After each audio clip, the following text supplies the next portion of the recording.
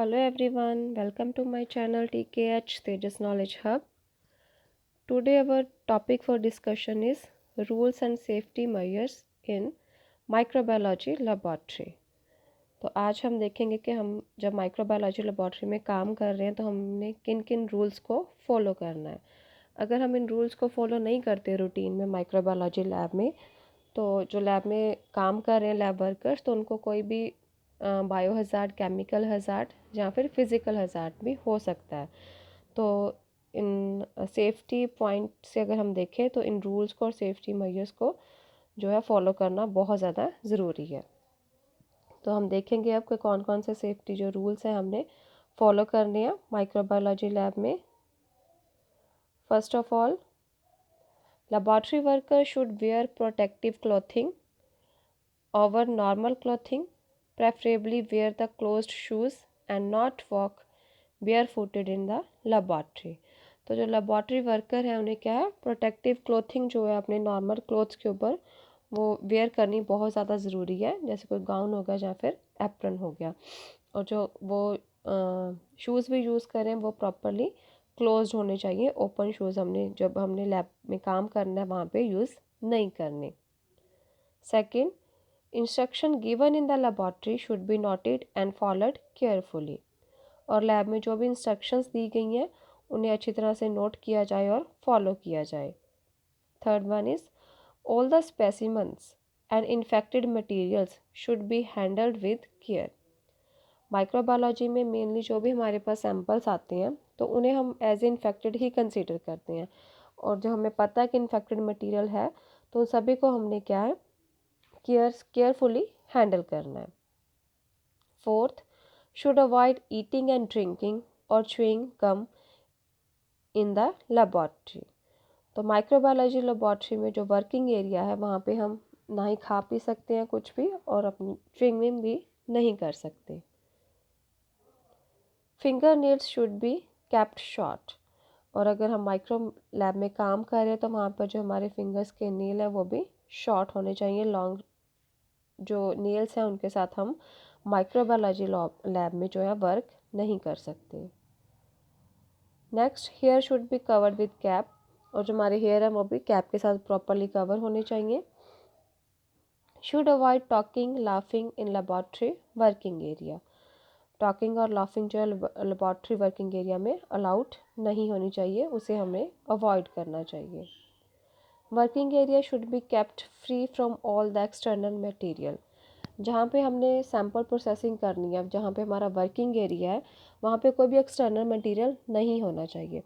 क्योंकि जब भी हम माइक्रोबायोलॉजी लैब में काम करने की बात करते हैं तो वहाँ पे मेनली हमने और माइक्रो ऑर्गेनिजम्स की आइसोलेशन करनी होती है। तो जो हमारे माइक्रो ऑर्गेनिजम्स हैं वो मेनली एयर में भी प्रेजेंट होते हैं। तो इस वजह से जो भी एक्सटर्नल मटेरियल है हमें वहाँ से हटा देना चाहिए, ताकि जो भी है कोई कंटेमिनेशन के चांसेस ना हो सकें जब हम सैंपल प्रोसेसिंग कर रहे हैं। Next, should avoid smoking in the working zone of the laboratory. और लेबॉर्ट्री के वर्किंग जोन में जो है स्मोकिंग भी अवॉइड करनी चाहिए। Mouth pipetting should be avoided and mechanical pipetting devices should be used. तो जब हमने लैब में काम करना तो वहाँ पर जो माउथ पिप्टिंग है उसे हमें अवॉइड करना चाहिए, माउथ पिप्टिंग नहीं करनी चाहिए।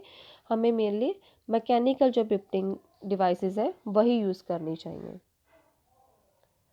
Alcohol should be kept away from the flame.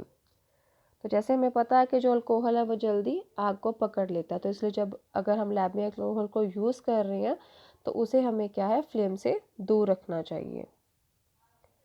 Door and Windows should be kept close during the experiment.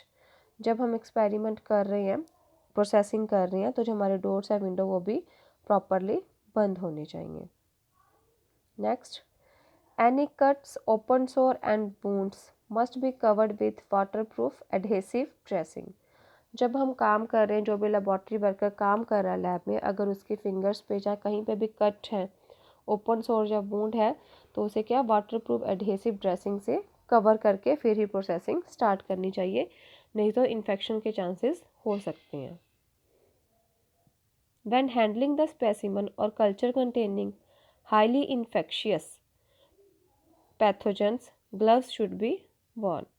जब भी हम स्पेसिमन को हैंडल कर रहे हैं या फिर जो कल्चर्स हम यूज़ कर रहे हैं माइक्रोबायोलॉजी लैब में, जो हमें पता है कि बहुत ज़्यादा इन्फेक्शंस हैं, तो उनको उनकी प्रोसेसिंग करने के लिए, उनको हैंडल करने के लिए हमने जो है ग्लव्स डाल के रखने हैं हाथों में अपने। प्रोसेस स्पेसिमन और culture containing highly infectious pathogen इन सेफ्टी कैबिनेट। जो भी स्पेसिमन है और कल्चर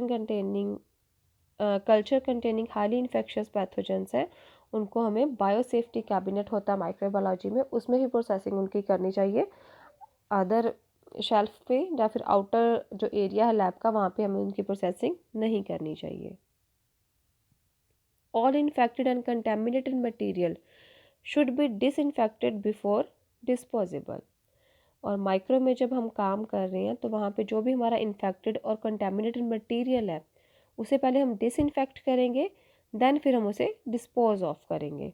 ताकि जो है, अगर हम उसे सीधा डिस्पोज ऑफ कर देंगे कंटेमिनेटेड मटेरियल को, डिसइंफेक्ट नहीं करेंगे, तो उस कंटेमिनेटेड मटेरियल्स से किसी को भी इन्फेक्शन होने के चांसेस हो सकते हैं। तो इस चीज़ को अवॉइड करने के लिए हमने पहले जो हमारा कंटेमिनेटेड मटेरियल है उसे डिसइंफेक्ट करना है, देन हमने उसे डिस्पोज ऑफ करना है। Next, culture plate tubes should be discarded in basket. जो हम कल्चर प्लेट्स और ट्यूब्स यूज़ कर रहे हैं रूटीन की प्रोसेसिंग में, वो हमने क्या एक बास्केट में डिस्कार्ड करनी है। All microbial culture should be either incubated और रेफ्रिजरेटेड। और जो भी हमारे माइक्रोबियल कल्चर है, उनको हमने जहाँ पर इंक्यूबेटर में रखना है या फिर उन्हें रेफ्रिजरेटर में रखना है। Dichrome wire loop should be sterilized before start the process. जो हम सैंपल प्रोसेसिंग के लिए वायर लूप यूज़ कर रहे हैं, तो जब भी हमने उसे यूज़ करना है तब हमने उसे क्या है स्टरलाइज करके प्रॉपरली फिर ही हमने वर्क स्टार्ट करना है। उसे बिना स्टरलाइज करके किए बिना हम प्रोसेसिंग स्टार्ट नहीं कर सकते। Handle the Bunsen burner with care. जो हम बंसन बर्नर यूज़ करें उसे भी केयर के साथ हमने हैंडल करना है। There should be a jar of disinfected on each bench at the start of day work. The disinfectant must be changed every day. Microbiology lab में जब भी हम काम स्टार्ट करने जा रहे हैं, तो हमारे हर एक बेंच पे एक डिसइंफेक्टेंट जो है जार, वो पड़ा होना चाहिए। एक जार पड़ा होना चाहिए जिसमें एक डिसइंफेक्टेंट हो, ताकि जो भी हम मटेरियल, इन्फेक्शियस मटेरियल जिसे हम प्रोसेस करें, अगर हमने उसे डिस्पोज ऑफ करना है तो उसे हम पहले डिसइंफेक्ट कर सकें डिसइंफेक्टर में। तो उस चीज़ के लिए हमने जो डिसइंफेक्टेंट जार है वो वहाँ पे रखना है, और जो डिसइंफेक्टेंट है उसे हर रूटीन में हमने क्या है, एवरी मॉर्निंग हमने उसे चेंज करना है। Next, in case of any spillage, disinfectant solution must be poured to cover the spilled material and left for 15 minutes before cleaning. अगर माइक्रो में हमारी कोई भी स्पिलेज हो जाती है, कोई भी सैंपल गिर जाता है, या फिर जो हमने कल्चर प्रोसेसिंग की है वो कल्चर प्लेट गिर जाती है, तो उसे हमने पहले डिसइंफेक्ट करना है। डिसइंफेक्टेंट सॉल्यूशन लेंगे, उसे जो है, जो हमारा स्पिल्ड मटेरियल है, गिरा हुआ मटेरियल है, उसके ऊपर हमने उसे डाल देना है। फिर उसे हमने 15 मिनट के लिए रख देना है। उसके बाद हमें उसकी क्लीनिंग करनी है। Next, all the laboratory instrument should be operated as per the standard operation procedure. तो जो भी हम इंस्ट्रूमेंट यूज़ कर रहे हैं माइक्रोबायोलॉजी में, उसे हमने स्टैंडर्ड जो ऑपरेटिव प्रोसीजर्स है उसके अकॉर्डिंग ही यूज़ करना है, ऑपरेट करना है।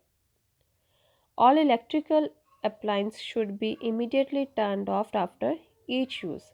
अगर हम कोई भी इलेक्ट्रिकल इंस्ट्रूमेंट यूज़ कर रहे हैं माइक्रो में, तो उसे हमने यूज़ करने के बाद क्या इमीडिएटली बंद कर देना है। Infected glassware should be disinfected by soaking overnight in hypochlorite solution and cleaning thoroughly under running tap water. तो जो हमारे इन्फेक्टेड ग्लासवेयर्स हैं, जो हम माइक्रोब लैब में यूज़ करते हैं, तो उसे हमने पहले डिसइंफेक्ट करना है। ओवरनाइट उसे हाइपोक्लोराइड सोल्यूशन में सोक करके रखना है, उससे उनकी डिसइंफेक्शन हो जाएगी। उसके बाद हमने उसे क्या under running tap water properly wash कर लेना है। Keep the laboratory clean and at the end of day all the work benches should be cleaned with disinfectant. जो हमारी लेबॉर्ट्री है, जब हमने उसे काम कर लिया तो लास्ट में जो डे के एंड में हम उसे प्रॉपरली क्लीन करके रखेंगे और जो वर्क बेंचेस हैं उन्हें डिसइंफेक्ट भी करेंगे। Before leave the laboratory for any length of time, hand should be washed with soap and water thoroughly. जब भी हम लेबॉर्ट्री में काम करके लेबॉर्ट्री से बाहर जाएंगे तो बाहर जाने से पहले हमने जो हमारे हाथ हैं वो प्रॉपरली सोप और वाटर से अच्छी तरह से उनको साफ़ कर लेना है। अगर हम ऐसे ही बाहर चले जाएंगे तो कहीं ना कहीं इन्फेक्शन होने के चांसेस हो सकते हैं, क्योंकि हमने जो भी माइक्रोबायोलॉजी में सैंपल प्रोसेसिंग की, कल्चर प्रोसेसिंग की, उसमें क्या कंटेमिनेशन हो सकती है, कंटेमिनेट्स हो सकते हैं, उन कंटेमिनेट्स से हमें इन्फेक्शन हो सकती है। So guys, follow these instructions carefully. It will help you be safe and getting good results. Thanks for watching.